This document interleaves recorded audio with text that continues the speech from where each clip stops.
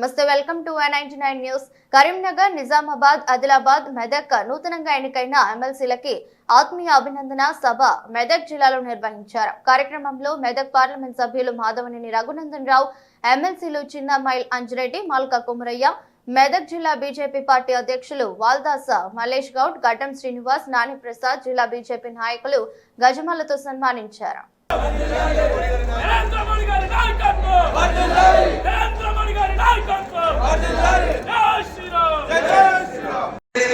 తెలియజేస్తూ అవకాశం ఇచ్చినటువంటి వేదిక మీద ఉన్న భారతీయ జనతా పార్టీ ఆత్మీయ కుటుంబ సభ్యులకి, వేదిక ముందున్నటువంటి కర సేవకులకి, యువ సైనికులకి, భారతీయ జనతా పార్టీ ఆత్మీయ కుటుంబ సభ్యులకి, ప్రింట్ ఎలక్ట్రానిక్ మీడియా మిత్రులందరికీ మరొకసారి కృతజ్ఞతాభివందనాలు. చట్టాన్ని రద్దు చేసిన, సుప్రీంకోర్టు ఆదేశాల మేరకు రామ మందిరం కట్టిన ప్రతి స్వయం సేవకుని కల ఈ దేశంలో ఒకటే రాజ్యాంగం, ఒకటే ప్రధానమంత్రి, ఒకటే జెండా ఉండాలని ఆర్టికల్ 317 రద్దు చేయమన్నా చేసింది భారతీయ జనతా పార్టీ. రేపు ఈ దేశంలో అన్ని మతాలు, అన్ని కులాలు, అన్ని వర్గాలకి ఒకటే చట్టం ఉండాలి. కామన్ సివిల్ కోడ్ కూడా తెచ్చేది భారతీయ జనతా పార్టీ, అమలు చేసేది నరేంద్ర మోడీ గారి నాయకత్వం తప్ప ఇంకొకటి కాదు. అందుకని అది రేవంత్ రెడ్డి చేసిన, కేటీఆర్ చేసిన కాషాయం జెండాను చూసి భయపడకుంది. చరణ్ గౌరి వచ్చిన రోజు, రేవంత్ రెడ్డి వచ్చిన, కేటీఆర్ వచ్చిన, హిందూ ధర్మం ఏం చెప్తుందంటే అన్యదా శరణం నాస్తి, నాకు ఇంకెవరు దిక్కులేరు, మీరే కాపాడుకునే పరిస్థితి వస్తే మిమ్మల్ని కూడా కాపాడుతామని చెప్పి ఈ సందర్భంగా కేటీఆర్ కి, రేవంత్ రెడ్డి కూడా ఇద్దరికి ఈ సందర్భంగా తెలియజేస్తూ సవినయంగా భారతీయ జనతా పార్టీ కార్యకర్తలందరికీ ఒకటే విజ్ఞప్తి. ఎప్పుడు వస్తాయో తెలియదు లోకల్ బాడీ ఎన్నికలు, ఎప్పుడు వచ్చినా మా ఊరికి నేనే సర్పంచ్, మా ఊరికి నేనే ఎంపీటీసీ, మెదక్ మున్సిపాలిటీ ఎవరు గెలుస్తారు? మేమే గెలుస్తున్నామని చెప్పి ఎక్కడికక్కడ కౌన్సిలర్లు, జడ్పీటీసీలుగా ప్రిపేర్ కావాలని మిమ్మల్ని గెలిపించే బాధ్యత మళ్ళొకసారి చెప్తున్నాం. వేదిక మీద ఉన్నటువంటి గౌరవ ఇద్దరు శాసన మండలి సభ్యులతో పాటు నేను కూడా తీసుకుంటాను. మొన్న మా గెలుపు కోసం మీరు ఎట్లయితే తిరిగిందో, రేపు మీరు పోటీ చేసినప్పుడు ఇద్దరు కూడా లక్ష్మీపుత్రులే ఉన్నారు. కాబట్టి రగన్న పక్కపలుచుకోడు, రగన్న ఇద్దడో ఏడని అనుకున్నా కానీ నేను అడిగినట్టు ఇటు ఎడుమ అటు కుడి, రెండు కూడా కుడి. మంచి బందోబస్తున్నాయి, మైకులు నడుస్తున్నాయి కాబట్టి ఇంతకంటే ఎక్కువ చెప్పలేం. కాబట్టి మీ గెలుపు కోసం, మీ కష్టం వచ్చినప్పుడు ముగ్గురం కూడా త్రిమూర్తుల్లాగా నిలబడతామని, మెదక్ జిల్లాలో కాషాయం జెండాని ఎగురేస్తామని చెప్పి సందర్భంగా తెలియజేస్తూ, సూర్యుడు నిట్ట మధ్యాహ్నం 40 డిగ్రీల టెంపరేచర్ ఉంటే కూడా మోటార్ సైకిల్ ర్యాలీ వద్దనుకున్నాం కానీ మీ ఉత్సాహం, మీ ఆనందాన్ని చూసినాక సూర్యునితో పోటీపడి మీరు చేసినటువంటి గొప్ప మోటార్ సైకిల్ ర్యాలీకి అన్నలు ఇద్దరి తరఫున కూడా నేను మరొకసారి మీ కృతజ్ఞతాభివందనాలు తెలియజేస్తూ, భవిష్యత్తులో అందరం కలిసి ఉంటే సాధ్యంగా ఏమనుంటుందా? సో తెలంగాణలో భాజపా అధికారంలోకి రావడానికి, భాజపా ముఖ్యమంత్రి రావడానికి ఇంకా 3.5 ఏళ్ళు ఉంది.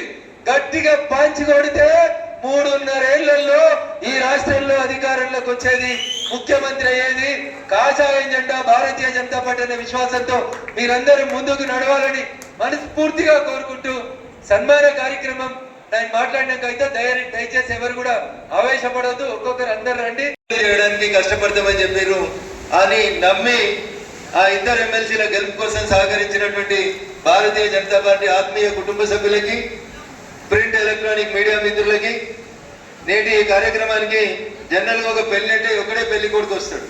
ఈ కార్యక్రమానికి ఇద్దరు పెళ్లి కొడుకులు వచ్చారు. గ్రాడ్యుయేట్స్ ఎమ్మెల్సీగా గెలిచినటువంటి మిత్రులు అంజిరెడ్డి గారు, టీచర్స్ ఎమ్మెల్సీగా గెలిచినటువంటి పెద్దలు మల్కా కుమరయ్య గారు, వేదిక మీద ఉన్నటువంటి మాజీ జిల్లా అధ్యక్షుడు గడ్డం శ్రీనివాస్ గారు, వేదిక మీద ఉన్నటువంటి భారతీయ జనతా పార్టీ సీనియర్ నాయకులు, ఆత్మీయ కుటుంబ సభ్యులు, జిల్లా కార్యవర్గం, మండల అధ్యక్షులు, వేదిక ముందు ఉన్నటువంటి భవిష్యత్తులో భారతీయ జనతా పార్టీ యాడుంది అని అడిగినటువంటి మూర్ఖులకి సమాధానం చెప్పేటువంటి యువ సైనికులందరికీ కూడా పేరు పేరున శిరస్సు వంచి నమస్సుమాంజలు తెలియజేస్తా ఉన్నాను.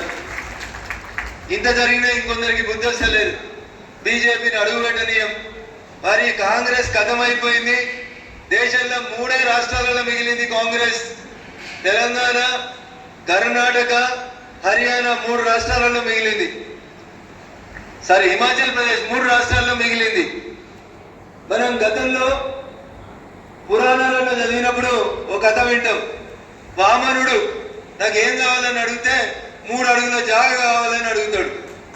వామనుడు కోరుకున్నట్టు 3 అడుగులు నరేంద్ర మోడీ గారు గట్టిగేస్తే తెలంగాణ, కర్ణాటక, హిమాచల్ ప్రదేశ్ 3 కూడా కాంగ్రెస్ కథమవుతుందని ఇంతంతనే ఉన్నాడు. ఒక ఆయన పేరు తీసుకోవడం వద్దు, కానీ వాళ్ళ నాయకునికి ఆయనకు మధ్యలో ఏదో గ్యాప్ వచ్చిందని, ఈయన ముఖ్యమంత్రి మీద ఇంకో సూపర్వైజర్ ను పంపించారని ఆడికి పోయి వాళ్ళ పార్టీ మీటింగ్ లా లేని మాటలు మాట్లాడాడు.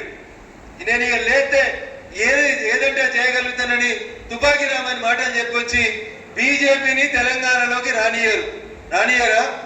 అయ్యా రేవంత్ రెడ్డి, ఈ దేశంలో 1980లో భారతీయ జనతా పార్టీ పుట్టిన తర్వాత మొట్టమొదట జరిగినటువంటి 1984 ఎన్నికలలో ఈ దేశంలో 2 ఎంపీలు గెలిస్తే ఒక ఎంపీ తెలంగాణ గడ్డ మీద గెలిచిండు. అది హనుమకొండ నుంచి గౌరవనీయులు కీర్తిశేషులు జంగారెడ్డి గారు గెలిచిరు. నువ్వు నేను రాజకీయాలకి రాకంటే ముందు నువ్వే కాదు రేవంత్ రెడ్డి గారు, దేశంలో ఉన్న అన్ని నక్సల్స్ గ్రూపులు కాషాయం జెండా కింద పెడతావా సస్తవా అని అడిగితే యూనివర్సిటీ క్యాంపస్ నుంచి మొదలుకుంటే గ్రామ పంచాయతీల వరకు ఇల్లు వేలిస్తామని బెదిరిస్తే కూడా ఈ కాషాయం జెండా వదలం, కాషాయం జెండా కోసమే పనిచేస్తామని చెప్పిన వేలాది మంది కార్యకర్తల త్యాగాల ఫలితంగా ఏర్పడినటువంటి పార్టీ భారతీయ జనతా పార్టీ. నువ్వు ఏదో 2 మాటలు మాట్లాడి మీ నాయకుని ముప్పు పొంది పోతా ఉంటది అనుకునేటువంటి పదవులని కాపాడుకునేందుకు ప్రయత్నం చేస్తే మాకేం ఇబ్బంది లేదు. నువ్వు బతుకుతాని కోరుకోవడంలో తప్పు లేదు, కానీ నీ బతుకు తెరువు కోసం పక్కనున్న తక్కువ చేయాలని మాట్లాడితే అది ఎవరైనా భారతీయ జనతా పార్టీ నాయకులు కార్యకర్తలు బరాబర్ ఈట్కా జవాబ్ దేంతో చెప్తారు? ఆడికి వినబడాలి, జర గట్టిగా చెప్పు.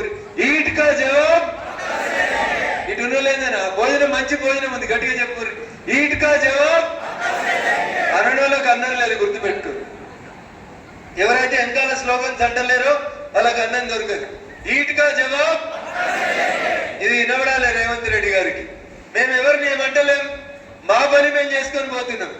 ఎకసక్కాలు చేసి ఎకిలిగా మాట్లాడి తెలంగాణలకు బీజేపీ రానియం. ఏంది నువ్వు రానికపోతే రాకుండా ఉండడానికి బీజేపీ ఏమన్నా కాంగ్రెస్ పార్టీ అనుకుంటున్నావా ఏంది? మేము ఏమనుకుంటే అని చేస్తాం, మేము ఏం చేయాలనుకుంటే అది చేస్తాం. ఎవరికన్నా డౌట్ ఉందా? ఎవరికన్నా వెనుకడికి ఏమైనా డౌట్ ఉండరేమో, కానీ మా నాయకుడు నరేంద్ర మోడీ గారు ఆయన ఒక మాట చెప్తే ప్రపంచం మొత్తం వినేటువంటి స్థితికి ఎదిగినటువంటి పార్టీ భారతీయ జనతా పార్టీ.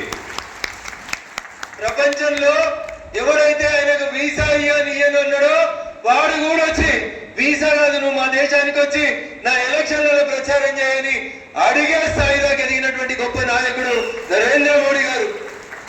అంత గొప్ప నాయకుడు పనిచేస్తున్నటువంటి పార్టీలో మనమందరం సభ్యులు.